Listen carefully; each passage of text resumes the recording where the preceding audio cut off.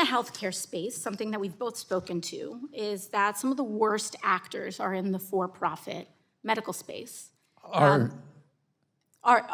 in for-profit health insurance, big pharma, et cetera. And one of the worst companies actually is United Healthcare in this respect.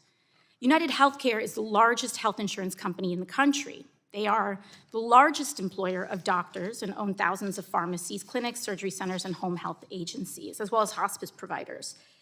Secretary Kennedy, are you aware that President Trump's Department of Justice is reportedly investigating United Healthcare for criminal insurance fraud in some of their for-profit health insurance plans, like Medicare Advantage? I'm not aware of that investigation. You are not aware that the Trump Department of Justice is investigating the largest insurance company in America that No, I'm not aware of. for fraud in Medicare Advantage No, I'm not aware of that. that you have jurisdiction over?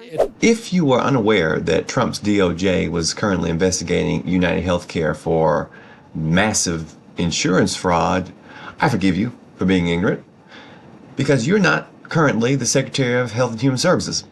Unless, of course, you are Secretary Robert F. Kennedy Jr., in which case I don't forgive you because that's your job. Here AOC was exposing Robert Kennedy's somewhat baffling level of ignorance, baffling until you realize that he didn't have to worry about frivolous things like health insurance because he's raking in the dough in some rather dubious fashions. I want to talk more about money. I'm looking at your paperwork right now. In the past 2 years, you've raked in $2.5 million from a law firm called Wisner Baum. You go online, you do commercials to encourage people to sign up with Wisner Baum to join lawsuits against vaccine makers. And for everyone who signs up, you personally get paid. And if they win their case, you get 10% of what they win. So if you bring in somebody who gets $10 million, you walk away with $1 million. Now, you just said that you want the American people to know you can't be bought. Your decisions won't depend on how much money you could make in the future. You won't go to work for a drug company after you leave HHS. But you and I both know there's another way to make money. So, Mr. Kennedy, will you also agree that you won't take any compensation from any lawsuits against drug companies while you are secretary and for 4 years afterwards? Well, I'll certainly commit to that while I'm secretary. But I do want to clarify something because you're making me sound like a shill. I put together that case. I did the Science Day presentation to the judge on that case to get it into court. Mr. Kennedy, it's just a really simple question. Yeah, You've taken in $2.5 million. I want to know if you will commit right now that not only will you not go to work for drug companies, you won't go to work suing the drug companies and taking your rake out of that while you're a secretary and for 4 years after. It's just... I'll commit to not taking any fees from drug companies while I'm secretary. No, I'm asking about fees from suing drug companies. Will you agree not to do that? You're asking me to not sue drug companies, no, and I'm not going to agree to that. You could influence every one of those lawsuits. Well, let me start the list. You could publish your anti-vaccine conspiracies, but this time on U.S. government letterhead, something a jury might be impressed by. You could appoint people to the CDC vaccine panel who share your anti-vax views and let them do your dirty work. You could tell the CDC vaccine panel to remove a particular vaccine from the vaccine schedule. You could remove vaccines from special compensation programs, which would open up manufacturers to mass torts. You could make more injuries eligible for compensation even if there is no causal evidence. You could change vaccine court processes to make it easier to bring junk lawsuits. You could turn over FDA data to your friends at the law firm, and they could use it however it benefited them. You could change vaccine labeling. You could change vaccine information rules.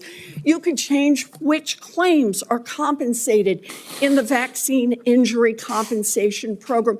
There's a lot of ways that you can influence those future lawsuits and pending lawsuits while you are Secretary of HHS. If conflicts of interest weren't enough to wet your whistle, Secretary Kennedy also tries his hand in cronyism and chronic incompetence. He announced these 8 new picks, most of whom are either allies of him or have clearly criticized COVID-19 vaccines and requirements and vaccine safety in the past.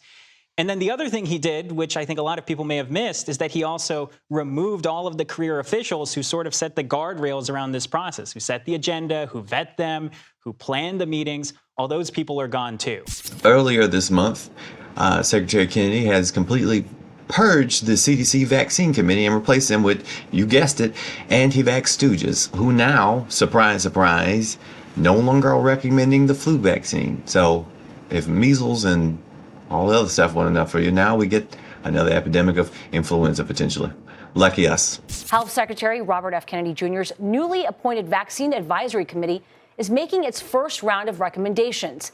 And today, the 7-member panel voted to stop recommending flu shots that contain thimerosal. It is a preservative that has sparked plenty of theories over vaccinations causing autism in children. We should point out that claim, though, has never been scientifically proven.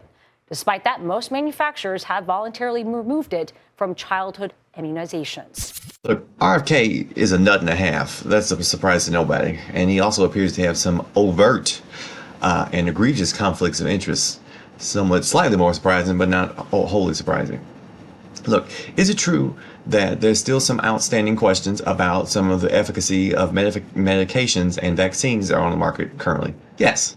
Should there be governmental bodies that approach all of these things with a healthy level of scientific skepticism?